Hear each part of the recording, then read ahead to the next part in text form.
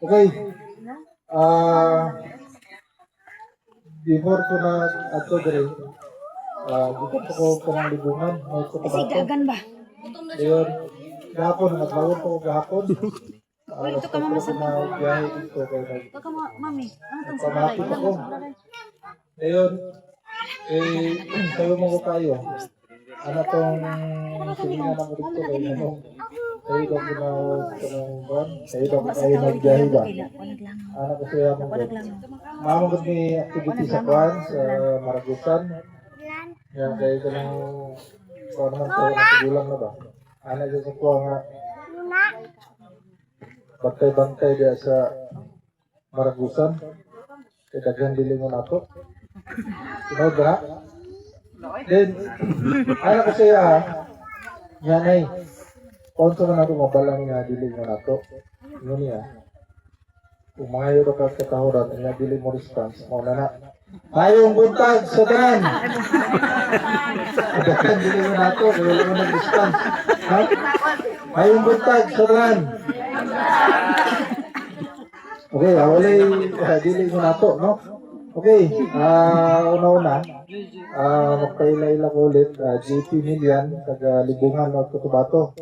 Then, assigned to dire, ang akong area is Region 11 o 13, Caraga.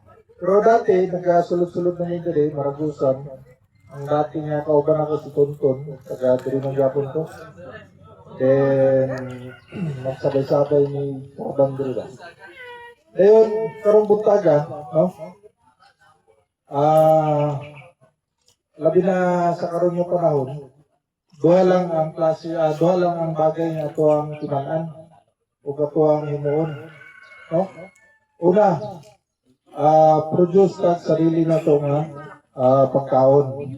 Then ikadua, produce kag sarili niya kwarta, no?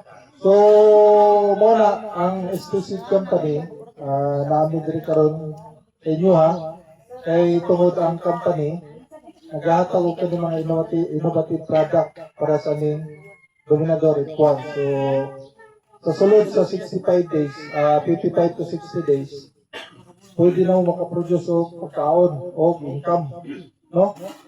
Then, taran lang to diri, nakailan naman sa exclusive, no? Isa pa wala na kaila dire.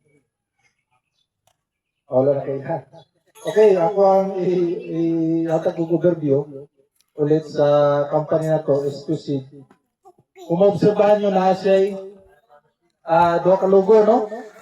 Exclusive din sa tunga, seed. Kaya siya, kanang doha ka logo, nagsimbolo na sa doha ka tag-iya, no? Ang unang tag-iya is si Benito Domingo, isa ka Pilipino, taga Luzon. So, kung tanaw na to sa mapa, ang Pilipinas, nasa S-part sa mapa. Then, ang ikaduha nga, katong breeder, is taga Holland, si Simon Groth. So, kung tanaw na to ang Holland, kung tanaw na to sa mapa, nasa west part sa mapa. So, muna siya nga, S-West. Diyan nagsugod silang duha kay si Benito Domingo, isa ka negosante. Then si Simon Groth, isa ka breeder sa Similia. Then pag-abto niya sa Pilipinas, nag-engage sila, nag-partner sila duha. So muna nga, SPC ang atuang company. Then nag-start siya 1982. Diri sa pinakauna diri sa Pilipinas. Then ang uban na itong mga branch is Thailand, Indonesia, so din Thailand. Thailand na ito karon is ang ato ang dito na ito ang database. Pero ang pinakauna dyan is diri sa ito Pilipinas. Then, ito kay inyong gusto mabalaan.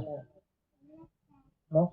Ang kami na ito ang Dominador F1 is i-provide siya, i-produce sa company is para sa off-season. No? So, kung magkaroon taan ni during off-season, so dili ka alkansi. No? Kay kami siya, i-provide siya. Then, mas lamang siya kung off-season siya na ito i-tanog. No? Then 55 to 60 days, pwede na harvest.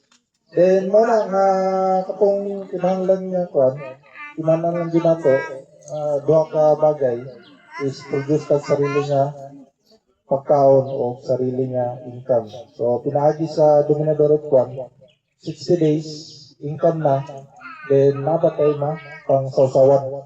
Okay? So daghang salamat, di na ako dugayon.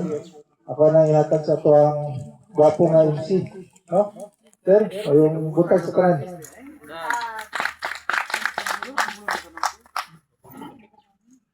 Ayan, thank you so JP for clear, no? That clear is received, no? Fully equipped na makatabang sa ito, makatanom o maka-generate ka o income. But of course, the real test of a seed lies in the hands of the person who tills the soil. So, we don't just want to take our word for it, but we want you to hear from one of our very own true local farming champion, no?